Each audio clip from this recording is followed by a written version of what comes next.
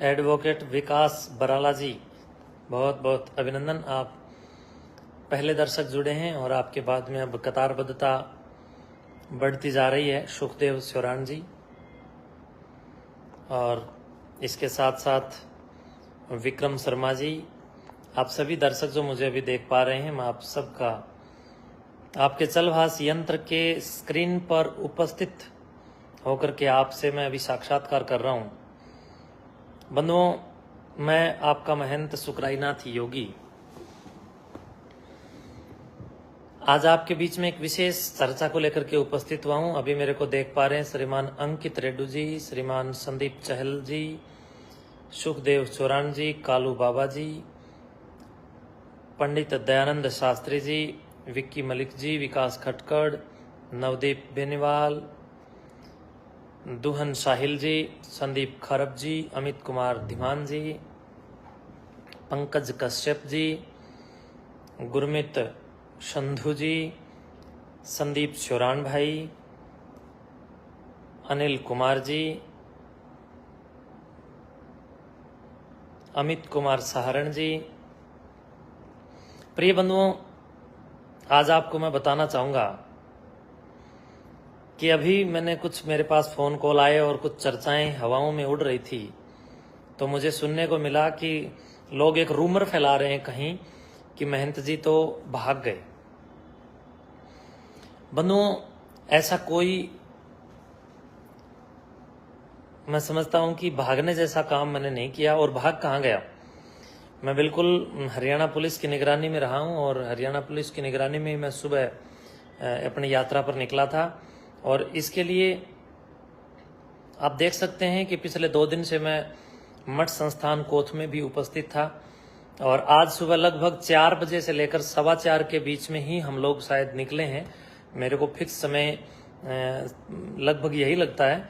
और जो लोग इल्जाम लगा रहे हैं, मैं उनसे कहना चाहूंगा कि आप लोगों ने जो गेट के सामने कोई बड़े से सीसीटीवी कैमरे लगा रखे हैं, एक बार उसमें पूरी आंखें खोल करके ढंग से सीसीटीवी का कोई समय देख लें, तब जाकर के आपको बाहर लोगों से कोई बात बोलनी चाहिए। तो इसलिए आप लोगों से भी मैं कहूंगा कि रूमर ना फैलाएं, कोई अफवाहें ना फैलाएं, क्योंकि अफवाहें समाज के लिए विनाशक होती हैं।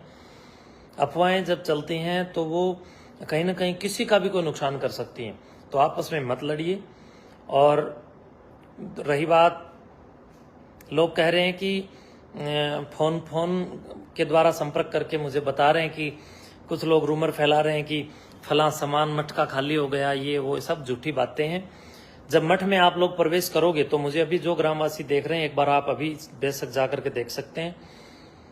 अभी भी अगर आप जाकर के देखेंगे तो मठ का जो मुख्य द्वार है, मुख्य द्वार के ऊपर एक कमरा है जो पुराने समय का है। उस कमरे में बिल्कुल पूरे बर्तन भरे हुए हैं, ठसाठस वो भरा हुआ है। इसके साथ साथ जो टीन साइड के नीचे जो 3 कमरे पुराने बने हुए थे, उस टीन साइड में बीच वाले कमरे के अंदर भी काफी बर्तन वगैरह हैं। और 1 नंबर जो कमरा है गेट की तरफ से, उस कमरे के अंदर अनाज का भंडार भरा हुआ है। अनाज की बड़ी बड़ी टंकियां भरी हुई हैं और बहुत सारे कट्टों के अंदर गेहूं उसके अंदर बड़ी मात्रा के अंदर भरी हुई है। तो इसलिए जरा याद रखिए, अन्न का भंडार पूरा है, लेकिन कुछ लोग गुमराह कर रहे हैं, उन लोगों से आप गुमराह ना हो।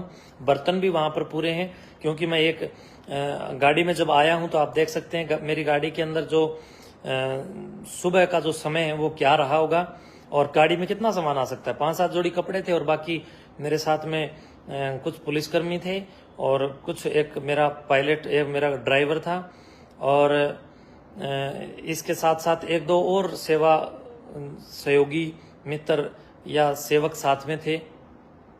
तो कृपया किसी भी प्रकार का रूमर ना फैलाएं। अफवाहें समाज का कभी भला नहीं करती हैं और अफवाहें समाज का बेड़ा गर्क कर देती हैं। इसलिए आप लोग जरा विचार कीजिए। और जो झूमर वाला जो भवन है, अष्टपहलू भवन, उसके ऊपर अगर आप लोग जाकर के देखेंगे तो वहां पर जो बड़ी बड़ी संदूकें जो रखी हैं, उन संदूकों के अंदर कितने ही कंबल और जितना भी सेवादारों के लिए जो वस्त्र आदि की जो व्यवस्था है वहां पर है। और ऊपर कितने रूम जो हैं वो किस प्रकार से डेकोरेट हैं। 2 रूम तो ऊपर बहुत अच्छे हैं, एक एसी रूम है आने जाने वालों के लिए, एक डेकोरेशन किया हुआ रूम है बिल्कुल जहां नीचे नवनाथों का दरबार बना रहे हैं उसके बिल्कुल ऊपर है। सामने वाली जो पीले रंग की जो एक कोठी है उसमें भी आप जाकर के देख सकते हैं कि जितना सामान उसमें था वो यूं का यूं है। हमें क्या करना है? दूसरी बात, हमने तो इस मठ के अंदर सामान भरने का प्रयास किया है, कोई घटिया काम करके अपने को, अपनी इज्जत और अपने को समाज के सामने गिरावट की ओर नहीं चलना है। तो इसलिए हमने कोई भी किसी भी प्रकार का एक तिनके का भी वहां से कोई स्वार्थ सिद्धि नहीं। हाँ, मेरी जो पुस्तकें थी वो पुस्तकें जरूर मैंने अपनी गाड़ी में कुछ रखी हैं, काफ़ी पुस्तकें थी मेरी, और पुस्तकों को ही मैं मेरे साथ में मेरे पास हैं वो।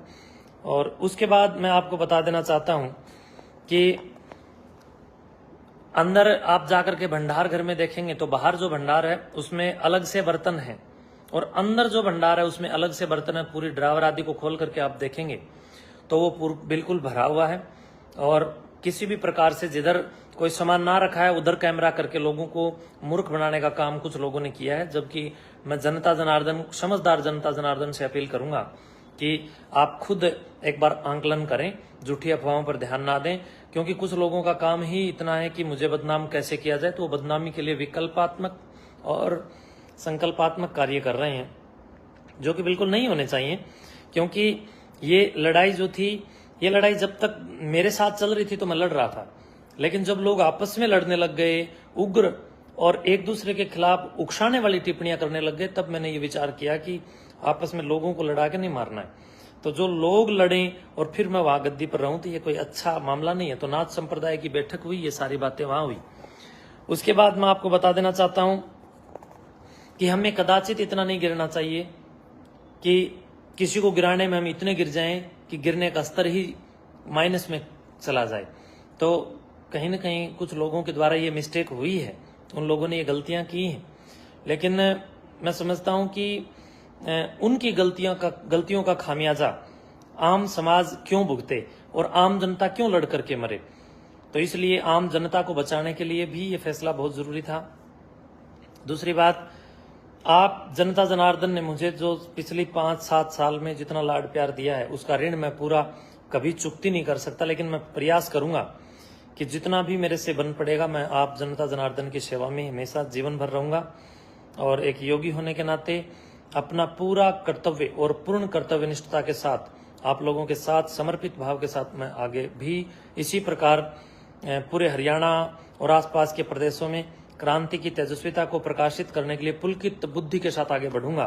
जिस प्रकार हमने पिछले वर्षों में काम किया है, ठीक उसी प्रकार हम आने वाले वर्षों के अंदर भी बड़े लेवल पर काम करेंगे और हरियाणा के अंदर शिक्षा की अलख जगाएंगे, नशाखोरी के खिलाफ काम करेंगे, जन जागरूकता के लिए भी काम करेंगे, और जितना भी बन पड़ेगा वृक्षारोपण से लेकर जल संरक्षण से लेकर भ्रूण हत्या के खिलाफ हम पूर्ण प्रतिबद्धता के साथ कटिबद्ध होकर के खड़े होंगे और संकल्पों के साथ खड़े होंगे, और औरों को भी संकल्प अभियान में जोड़ेंगे।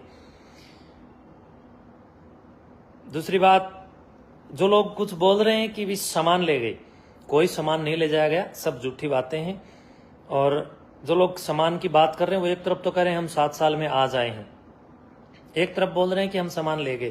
तो इस प्रकार की फालतू बातें ना करें, क्योंकि जब आप 7 साल में आए नहीं तो आपको क्या पता वहां क्या सामान था या क्या नहीं था। बर्तन वहां पर फुल है, पूरे कमरे वहां पर बर्तनों के भरे हुए हैं। बिल्कुल मुख्य द्वार के ऊपर वाला कक्ष बिल्कुल भरा हुआ है, लगभग 500, 700, 400 तो बाल्टियां होंगी वहां पर। और हर बार भंडारे में जितना नया बर्तन खरीदा जाता है, फिर वो भंडारे में काफी बर्तन इधर उधर हो भी जाते हैं, लेकिन फिर भी हम लोग हर बार भंडारे में नए बर्तन खरीदते रहे। तो आप जनता जनार्दन के बीच में, और रही बात मठ के हिसाब किताब की, तो मठ का हिसाब किताब जल्दी ही कुछ दिनों में हम लोग सभी साधु संत पूज्य महंत पीर हमारे हम लोग इकट्ठे होकर के सारे संतों के बीच में वो सब हिसाब किताब भी हम लोग देंगे। एक भी पैसा अगर मठ का कोई खाएगा तो मैं समझता हूँ उसको प्लास्टिक के कीड़े पड़ेंगे, चाहे उसमें मैं हूं चाहे कोई और हो। तो कभी भी हम लोगों को धार्मिक संस्थानों का पैसा अपने व्यक्तिगत कार्यों के लिए प्रयोग नहीं करना चाहिए। समाज के उदय के लिए, समाज की भलाई के लिए हमें कहीं न कहीं सामाजिक अर्थव्यवस्था का, सामाजिक अर्थ का प्रयोग करना चाहिए, व्यक्तिगत के लिए नहीं। दूसरी बात, आप सबसे कहना चाहूंगा कि जितनी भी अफवाहें फैल रही हैं उन अफवाहों पर ध्यान ना दें, केवल और केवल अफवाहें हैं। और रात 3 बजे कुछ लोग कह रहे हैं कि रात 3 बजे आप गए हैं, तो ये सब बनी बनाई बातें हैं। और इसकी सच्चाई जानना है तो गेट मठ के बिल्कुल बाहर मेन सड़क के ऊपर सीसीटीवी कैमरे लगे हैं। तो जब हमारी गाड़ी गई है और मैं पुलिस की निगरानी में हूं, पुलिस की निगरानी में गया हूं, तो इसमें भाग कर जाना या नए जाने का तो कोई सवाल ही नहीं उठता है। और मैं अपने काम के लिए गया हूं, एक कार्य के लिए गया हूं। उस कार्य की सिद्धि के बाद मैं फिर आप लोगों के ही बीच में और मिलते भी रहेंगे, और जो है एक दूसरे के साथ मिलकर के अपने मठ का विकास हो, इसके लिए भी हमें प्रेरणा पुलकित करनी चाहिए, और हम लोग करेंगे। और मैं बधाई देना चाहता हूं हमारे योगीराज, जो वहां पर अभी नवनिर्वाचित गद्दी नशीन योगी जिताईनाथ जी महाराज हैं। जिताईनाथ जी गद्दी पर आसीन हुए हैं, उनको मेरी ओर से बहुत बहुत बधाई। मेरे अच्छे मित्र हैं, और हम दोनों के बीच में जो छोटा मोटा मतभेद था वो बिल्कुल खत्म हो चुका है, कोई मतभेद नहीं है। गद्दी पर रहना तो संत को ही है, चाहे वो कोई भी संत हो, तो इसलिए साधु संत सब एक बराबर हैं। और योगी जिताईनाथ जी का भी आप लोग साथ दीजिए जिस प्रकार मेरा दिया था, और मिलकर के सारे अपने मठ को और अपने समाज को उन्नति के पथ पर आगे लेकर के चलिए। क्योंकि योगी जिताईनाथ जी ने अब कार्यभार संभाला है, और धीरे धीरे वो इस सारे मैटर को समझेंगे, और समझने के बाद आप लोगों का जब उन्हें सहयोग मिलेगा तो वो बहुत कहीं ना कहीं बड़े स्तर पर काम करेंगे। बड़ौदा और कोथ दोनों गांवों की पुरानी कहावतें भी रही हैं, इनमें कोई फर्क नहीं है। बड़ौदा, कोथ, नाड़ा, खापड़, गैबीनगर, जयजवान, बरसोला, बुडायन, कापड़ो, ये सारे गांव एक मित्र गांव हैं। इसके आसपास में गांव भोंगरा है, बुडायन है, या अलीपुरा है, या आसपास में जितना भी परिक्षेत्र मंडल है, वो सब एक मित्र मंडल के रूप में रहे, और मिलकर के अपनी गद्दी परंपरा को, पौराणिक परंपरा को, सिद्धों की परंपरा को, संतों की परंपरा को आगे बढ़ाएं। और इन इल्जामों से और इन फेक न्यूज खबर से बिल्कुल बचिए। रही बात मेरे अंदर लगे हुए सीसीटीवी के डीवीआर की, उसमें हमारा रिकॉर्ड है। कल को कोई घटना ना घटे, कल को कोई इल्जाम ना लगे, उसके लिए वो रिकॉर्ड हमें सुरक्षित रखना होता है। वो रिकॉर्ड हमने सुरक्षित रखा है, और क्योंकि उसमें पिछले 1 महीने का या 1.5-2 महीने का जितना उसकी वो क्षमता जो रही होगी, उस पूरी क्षमता का वीडियो क्लिप उसके अंदर जो लाइव रहा है वो सेव है, तो वो हमने सेफ उसको रखा हुआ है। और ये सब फालतू बातें हैं कि कोई किसी भी प्रकार का वहां से कोई सामान उठाया, कुछ नहीं। तो इसलिए भाईचारे को बनाए रखें, मिलकर के रहें, एक रहें, नेक रहें, और अपने मन मस्तिष्क की शुद्धता को रखें। और जितनी भी ये जो रूमर जो चल रहा है इससे आप बचें, और गौओं की सेवा करें, खूब करें, और मन लगा करके करें, और जितना भी हो सकता है अच्छा करें, सेवा करें। हम लोग आने वाले समय के अंदर फिर बड़े स्तर पर काम करेंगे, मिलकर के हम सब काम करेंगे, तभी अपना हरियाणा नंबर 1 बनेगा, आगे बढ़ेगा। और एक दूसरे को गाली देना या किसी को छोटे शब्द से अलंकृत करना एक छोटी सी बुद्धि का, एक अल्प सोच का, एक टूटी हुई या कहीं न कहीं विकृत बुद्धि का प्रतीक होता है।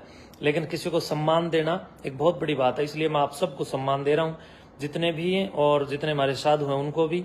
और मैं समझता हूं दूसरे को सम्मान इज्जतदार आदमी दे सकता है, क्योंकि जिसकी खुद के पास इसकी इज्जत नहीं हो दूसरे को क्या इज्जत देगा।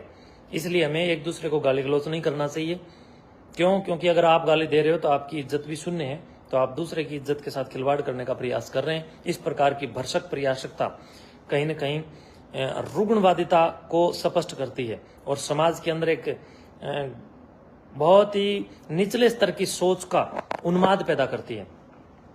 तो आपस में गाली गलौज देकर के एक दूसरे के जाने दुश्मन ना बने, बल्कि एक दूसरे के साथ अच्छा बोलें और अच्छा व्यवहार करें।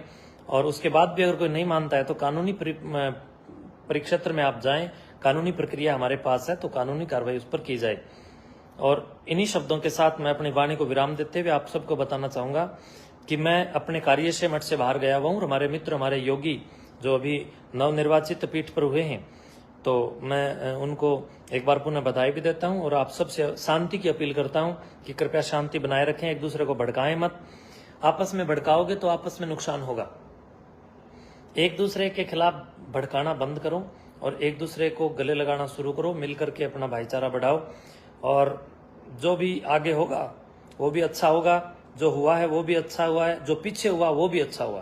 तो ये गीता का ही एक ज्ञान है। तो इसलिए मैं समझता हूं कि योगेश्वर श्री कृष्ण के इस महान चरित्र को भी हमें अपनाना चाहिए और गीता जैसे शास्त्रों का भी अध्ययन स्वाध्याय करना चाहिए। धन्यवाद।